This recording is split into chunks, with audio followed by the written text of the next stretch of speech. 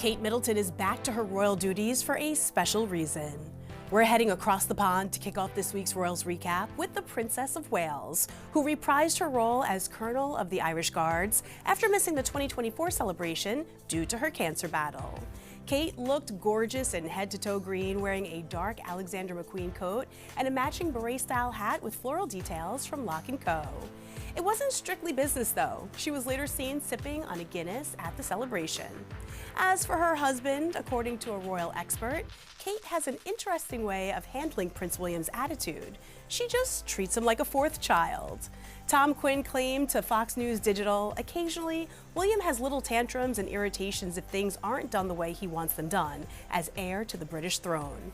Tom said William's childlike outbursts were much more frequent back when he started dating Kate if things didn't go his way, explaining that he was, quote, still this emotionally needy child who grew up into an emotionally needy adult.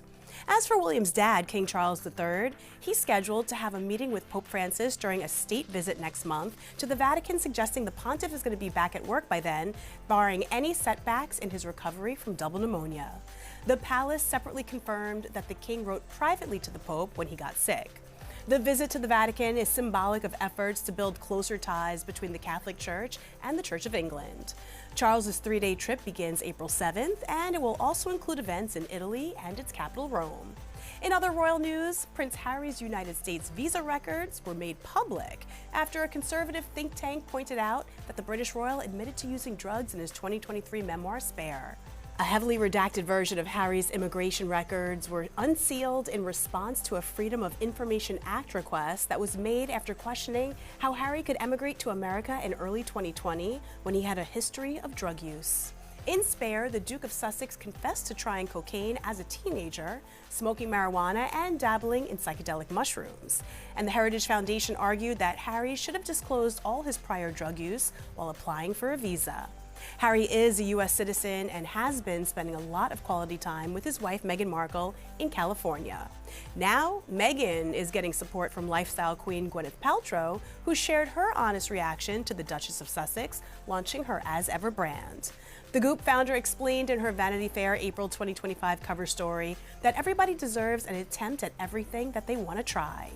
Although the actress hasn't seen the trailer for With Love Meghan on Netflix, Gwyneth went on to say, I was raised to see other women as friends, not foes. I think there's always more than enough to go around. But not everyone is Team Meghan. Justine Bateman feels like the Duke and Duchess of Sussex have turned playing the victims into an Olympic sport. The Family Ties alum slammed the royal couple in a new post shared to Substack, which she titled, The Problem with Meghan Markle. It's not what she's doing, it's the victim Olympics road she took to get there. Justine said in part, it's 2025 and no one wants to see victims anymore. No one wants to watch someone play act at something they didn't earn. No one wants to go along with another's narrative anymore. Jimmy Fallon also made fun of Meghan on his late-night talk show when he roasted the cringy pretzel scene where she transfers pre-packed pretzels into personalized bags in her Netflix show. What is the number one question that mystifies scientists? Number one question. Mystifies scientists. Is there life on another planet? Oh no, why does Meghan Markle make her own pretzel bags? They don't know why. That's interesting. She takes it from one bag and puts it in another bag. Another bag. And that confuses people. The microscope on Meghan didn't stop there because fans are also convinced that she faked making homemade St. Patrick's Day waffles for her kids after posting a video of herself allegedly preparing the breakfast.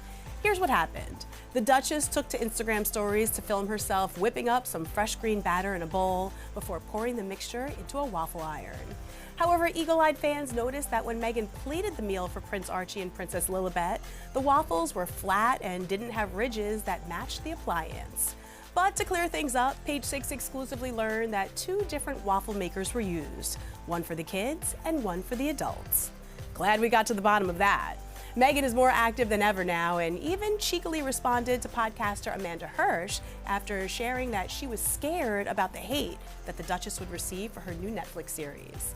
The not skinny but not fat host took to Instagram to share a photo of the handwritten note Meghan sent 2 weeks after her show was released, which said, Dear Amanda, I heard you were feeling scared. Don't be.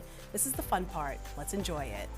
She might be ready to have more fun, but it isn't coming without its setbacks.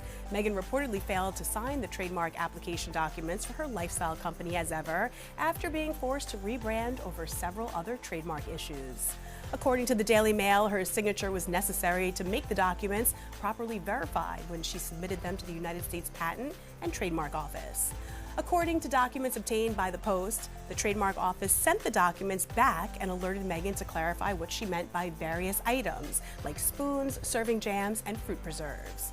A source told Page Six, as expected in any trademark application process, office actions have been received as part of the standard review. These are routine and anticipated.